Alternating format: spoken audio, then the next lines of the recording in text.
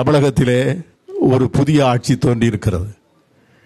சுதந்திர இந்தியாவினுடைய வரலாற்றிலே, தமிழகத்தினுடைய வரலாற்றிலே ஜோசப் விஜய் என்கிற ஒருவர் தமிழகத்திலே முதலமைச்சராக வருவார் என்று யாராவது நினைத்து கூட பார்க்க முடியாத ஒரு சூழ்நிலையிலே அப்படிப்பட்ட ஒரு மாபெரும் அதிசயத்தை இறைவன் நிறைவேற்றி காண்பித்திருக்கிறார்.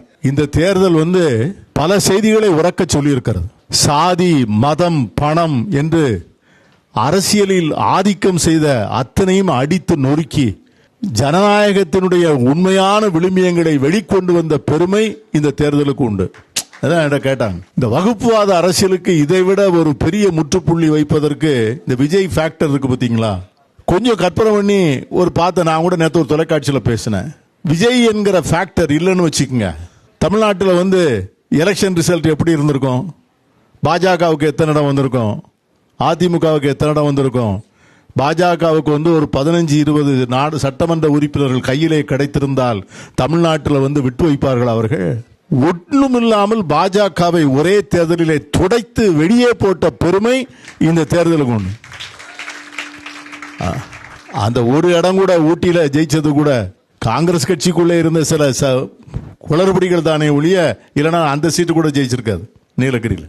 ஆனால் இந்த நாட்டினுடைய பெரும்பான்மையாக இருக்கின்ற மக்கள் அவர்கள் சாதி பார்க்கவில்லை, அவர்கள் மதம் பார்க்கவில்லை, அவர்கள் நல்லதொரு மாற்றம் வேண்டும், அந்த மாற்றத்தை கொண்டு வரக்கூடிய தகுதி இந்த இளைஞருக்கு இருக்கிறது என்கிற நம்பிக்கையோடு அவர்கள் வாக்களித்திருக்கிறார். ஆகவே அப்படிப்பட்ட ஒரு நல்ல காலம், நாம் எல்லோரும் அதை சாட்சியாக பார்க்கக்கூடிய பெரிய பாக்கியத்தை பெற்றிருக்கிறோம்.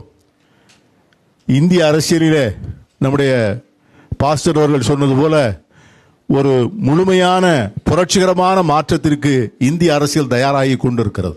எஸ்டாப்ளிஷ்டு பொலிட்டிக்கல் பார்ட்டிஸ், காலம் காலமாக பல்லாண்டு காலமாக இருந்தவர்கள், நான் 10 முறை நாடாளுமன்ற உறுப்பினர், நான் 8 முறை சட்டமன்ற உறுப்பினர், நான் 5 முறை மந்திரி, நான் நிரந்தரமான அமைச்சர், நான் நிரந்தரமான தலைவர், நான் நிரந்தரமான மாவட்ட செயலாளர், நான் இல்லைன்னா என் பையன் இல்லைன்னா என் மனைவி, இதை எல்லாத்தையும் ஜோசப் விஜய் அடித்து நொறுக்கி ஆளே இல்லாம பண்ணு.